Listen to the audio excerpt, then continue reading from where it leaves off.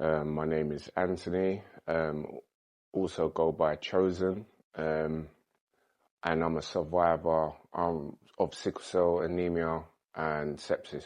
So basically, when I was born, my mum had sickle cell, full-blown sickle cell anemia, and my dad had a trait.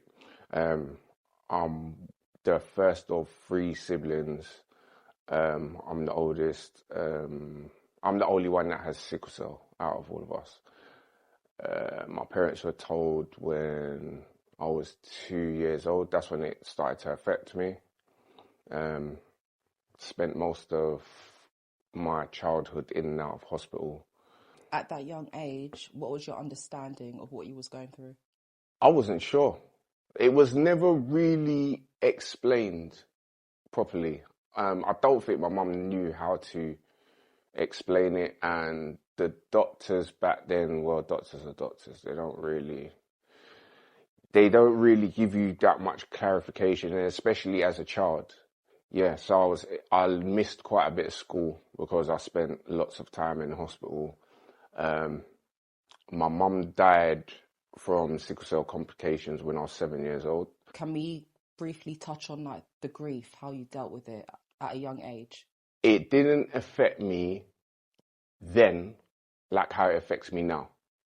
So the older I became is the more that it affected me. When I was young, it was just like, oh yeah, my mum's dead, like sort of thing. And there was no emotions there. I didn't cry or anything like that. And as I got older, it touched me more, especially when it was like landmark things like birthdays, like it would be like my 18th birthday, my 21st birthday. It's hard in the sense that I remember what she looks like, and obviously I've got pictures of her, but I can't remember what she sounds like, and that's something like it's really painful when I think about it sometimes. I just got on with life. Like I said, it didn't really affect me until I started to get older. So I was brought up by my dad, and that was tough in itself, because I didn't understand that he was being protective of me, but I just wasn't allowed to do many things what people take for granted. I couldn't do. I couldn't go on school holidays. I couldn't. There's just so much things I couldn't do, and I just thought I was being punished. Like it just seemed like, oh, my dad's a terrible person, and it was hard to deal with. Obviously, as I got older, I realised what the issue actually was, and it wasn't that he was.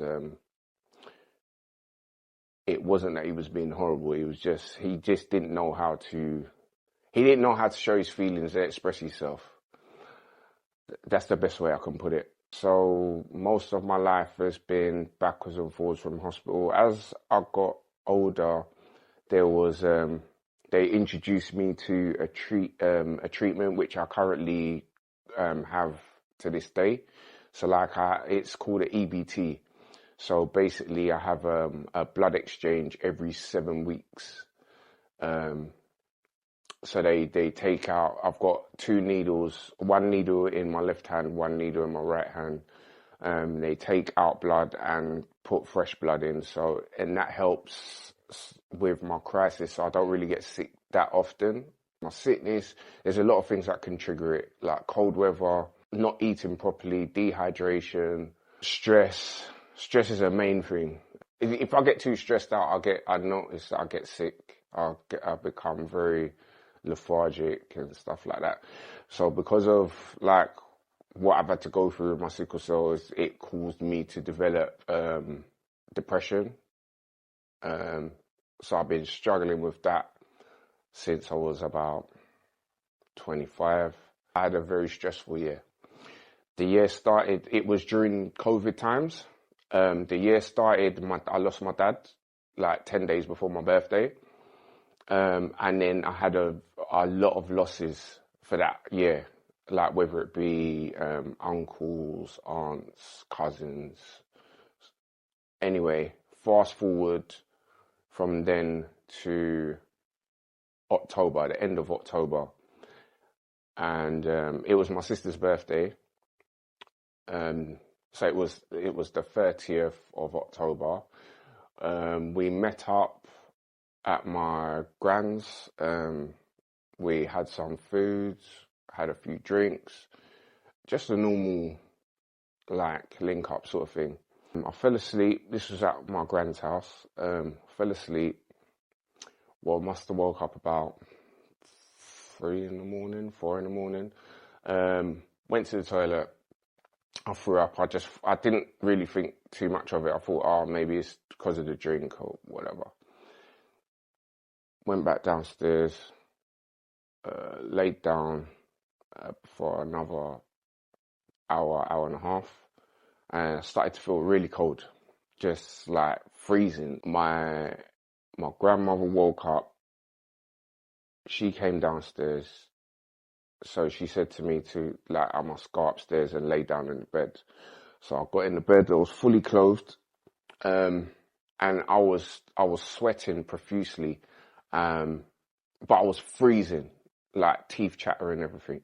So my wife was telling me that I should take off my clothes. I said, no, I'm way too cold. I can't do that. So she gave me paracetamol. So like this went on for about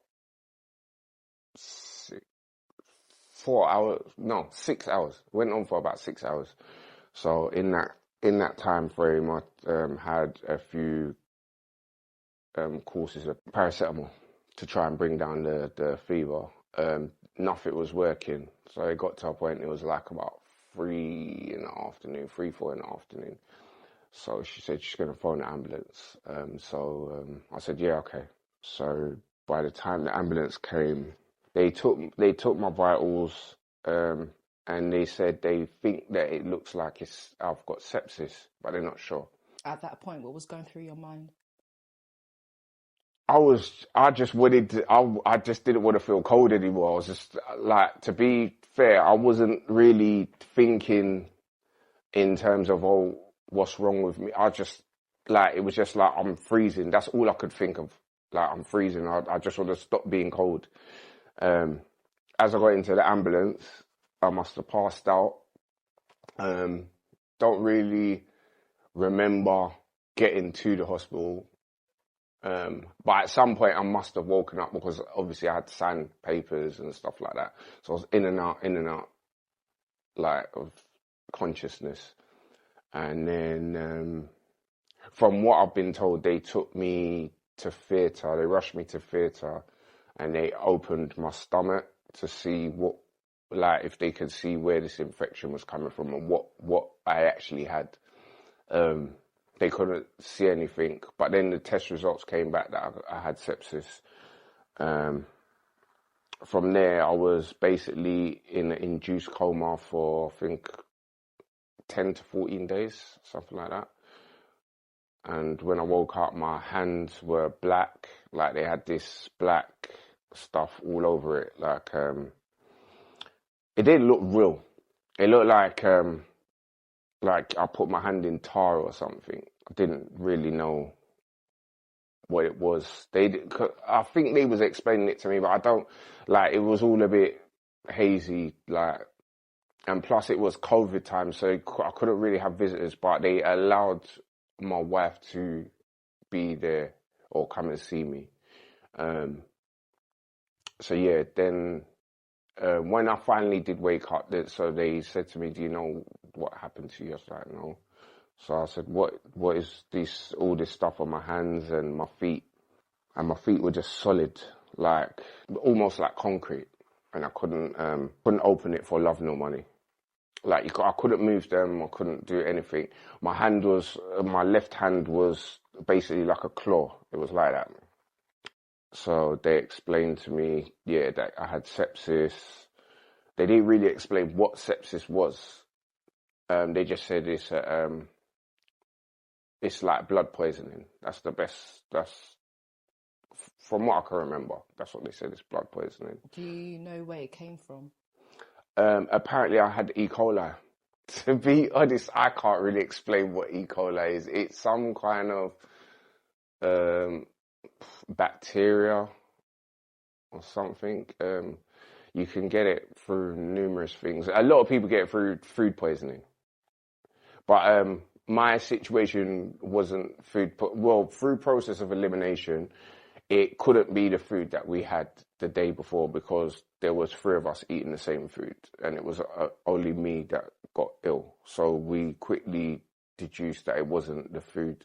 So I can't be sure to where I actually contracted it. So that's still kind of a mystery. But yeah, apparently while I was in the coma, they called my grandmother and my wife to basically say goodbye to me. So like there was about 3 occasions where I more or less died. They were giving me so much sedation that they had to stop because I kept waking up. When I was in the coma, I had very, very lucid dreams, but it was like real life. There's no way of us able to save your feet or your hand. I wouldn't wish it on my worst enemy, to be fair, the kind of pain that you feel. It's mentally challenging. It really is mentally challenging.